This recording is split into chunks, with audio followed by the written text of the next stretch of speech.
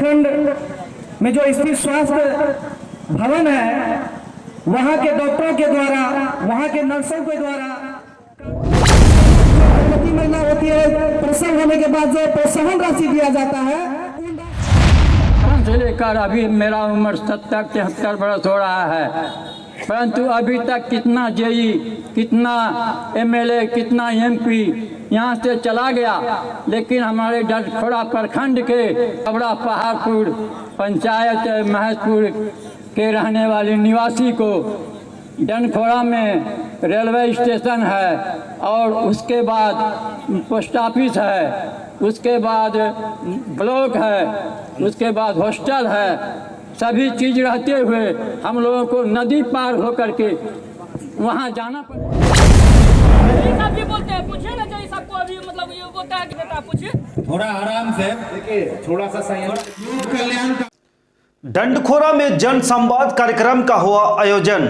नमस्कार, मैं बबलू मरांडी और आप देख रहे हैं दर्पण लाइव टीवी समाचार। आज कटिहार जिला अंतर्गत डंडखोरा में बिहार सरकार द्वारा संचालित विभिन्न लोक कल्याणकारी योजनाओं के बारे में जानकारी आम लोगों को मिले तथा उनकी प्रतिक्रिया एवं सुझाव प्राप्त करने को लेकर दो अलग अलग स्थानों में पहला महसपुर पंचायत के टेकेली मैदान तथा मध्य विद्यालय दुर्गा स्थान डंडखोरा में कार्यक्रम रखा गया, जो कार्यक्रम का विधिवत जिला पदाधिकारी रवि प्रकाश डीएम डीटीओ कटिहार के संयुक्त तत्वाधान में दीप प्रज्वलित कर उद्घाटन किया गया।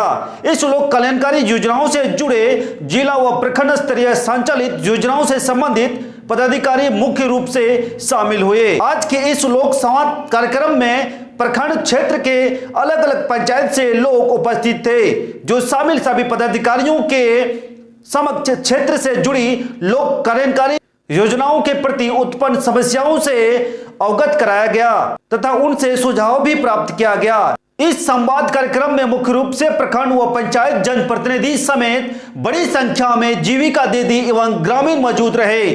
तो आइए आपको सुनाते हैं आज की संवाद कार्यक्रम में क्या कुछ हुआ। खबर को आगे देखिए।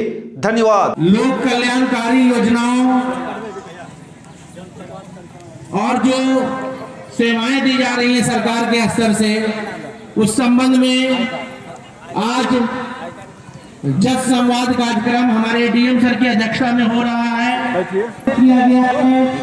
मैं आपसे रिक्वेस्ट करता हूँ, मेरा अनुरोध है कि कृपया अपना स्थान ग्रहण कर ले, इधर उधर ना घूमे, रोड पे जो साइकिल वगैरह है कृपया उसको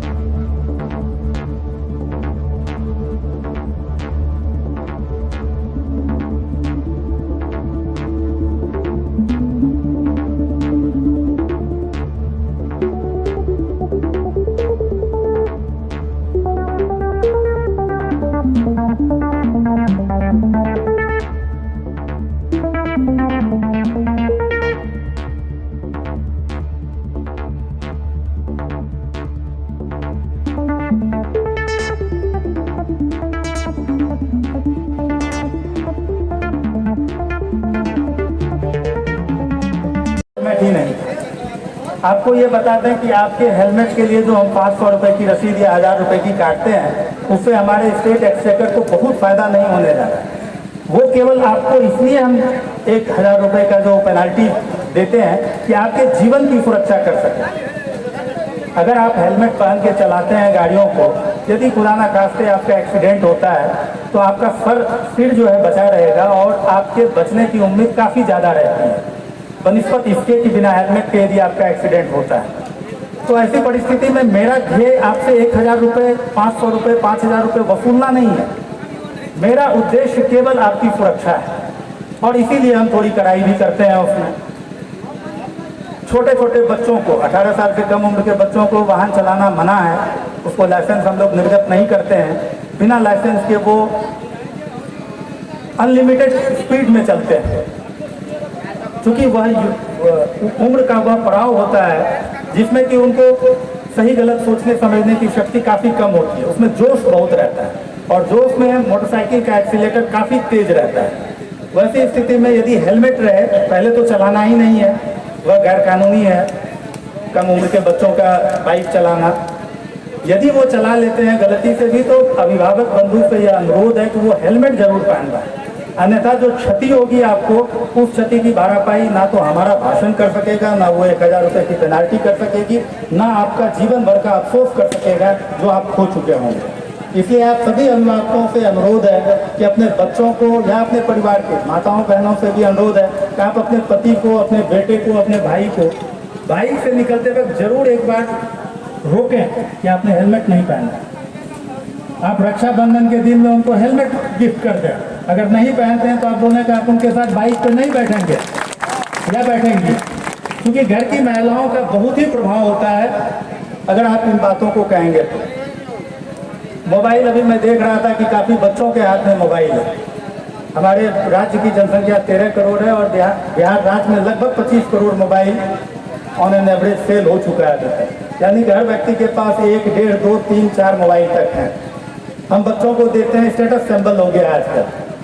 सभी परिवार के गार्जियंस को लगता है कि मेरे बेटे के पास ये मोबाइल है, एक मोबाइल है, बड़ा है, एंड्रॉयड है, स्मार्टफोन है, वो स्मार्ट होगा। निश्चित तौर पर आज की तकनीकी युग में यदि हम अपने तकनीक के साथ बैलेंस नहीं बना के चलेंगे तो हम पीछे छूट जाएंगे। लेकिन इसके साथ ही एक नज़र रखने की ज़रूरत है। आप अपने बच्चे बच्चियों को जरूर मोबाइल दें ताकि तकनीकी रूप से वो दक्ष हो सकें, लेकिन उन पर आप नज़र रखें। आपको ये देखने की ज़रूरत है कि वो मोबाइल का उपयोग किस प्रकार कर रहा है, क्योंकि मोबाइल में अनफिल्टर्ड कंटेंट्स रहते हैं। उसमें क्राइम करने के भी हजारों तरीके दिए हुए हैं और क्राइम रोकने के भी हजारों तरीके दिए हुए हैं। तो आपको ये देखना होगा कि आपके बच्चे जो है कि मोबाइल की किन गलियों में भटक रहे हैं। आपने कई बार पेपर में सुना होगा, पढ़ा होगा, देखा होगा, न्यूज़ में सुना होगा कि वो ऑनलाइन गेम खेलते हैं बच्चे और उसमें सुसाइड कर रहे हैं, क्योंकि वहाँ पर इस कदर वो डिप्रेस्ड हो जाते हैं, ऑनलाइन गेम के उस मकर जाल में ऐसे फंस जाते हैं, क्योंकि वो उनकी उम्र छोटी होती है, उनकी समझ छोटी होती है, उनको ये पता नहीं चलता है कि हम इस बड़े दलदल से कैसे निकल पाएँ, तो अंत में वो जीवन से हार करके सुसाइड कर लेते हैं। उसके बाद भी गार्जियंस, अभिभावक जो भी हैं, बच्चों के माता पिता जो हैं वो पछताते हैं। पछताने से कुछ नहीं होता है, तब तक आप बहुत बड़ी, आपने बहुत कुछ खो दिया होता है।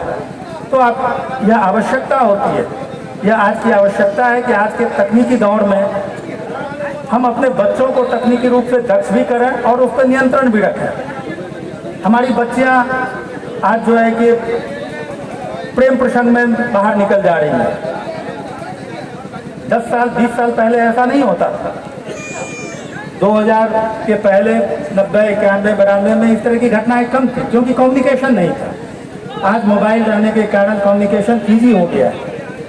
हम लोगों के गार्जियंस की नज़र नहीं रहती है और उसके बाद आकर के आप रोते हैं, कहते हैं। हम लोग को ढूंढ करके लाते हैं, ढूंढ करके ला के आपके हैंड ओवर करते हैं, फिर वो चली जाती है। तो गार्जियंस की भी जिम्मेदारी है। केवल प्रशासन के भरोसे आप यह आशा नहीं कर सकते हैं कि आपका पूरा समाज और पूरा क्षेत्र स्वच्छ हो जाएगा। हमने बचपन में स्कूल में ये कहा था कि हल्ला करने वालों ने क्या खूब बहाना बनाया है, तुम चुप रहो जी, तुम चुप रहो जी कह के हल्ला बढ़ाया। एक तो है कहना कि हम लोग सब दूसरे पे कहते हैं कि उन्होंने अपने काम को पूरा नहीं किया, सही तरीके से नहीं किया, ईमानदारी पूर्वक नहीं किया। पहले हम खुद देख लें कि हमने ईमानदारी पूर्वक अपनी ड्यूटी का निर्वहन किया कि नहीं किया। आपको एज ए पिता, एज ए माता, एज ए अभिभावक, एज ए मुखिया जी, सरपंच जी, गांव के सम्मानित व्यक्ति, आपने अपने कर्तव्य का निर्वहन सही तरीके से किया अथवा नहीं किया, यह निर्णय करेगा कि आपका समाज किस दिशा में जा रहा है। प्रशासन, हमारा तो काम ही है। हम तो इधर हाल फिलहाल कुछ दिनों से कुछ पॉजिटिव वर्क करना शुरू की है पुलिस ने, बाकी तो हमारा काम ही था गिरफ्तार करना, समाज में जो अपराध करते हैं उसको पकड़ के जेल भेजना। लेकिन अपराधी बने ही नहीं, अपराधी बने ही नहीं, अपराधी पैदा ही नहीं हो, इसके लिए समाज को आगे आकर उसको ये गाइडलाइंस देना होगा, उसको नियंत्रण रखना पड़ेगा, क्योंकि अचानक तो कोई अपराधी बनता नहीं।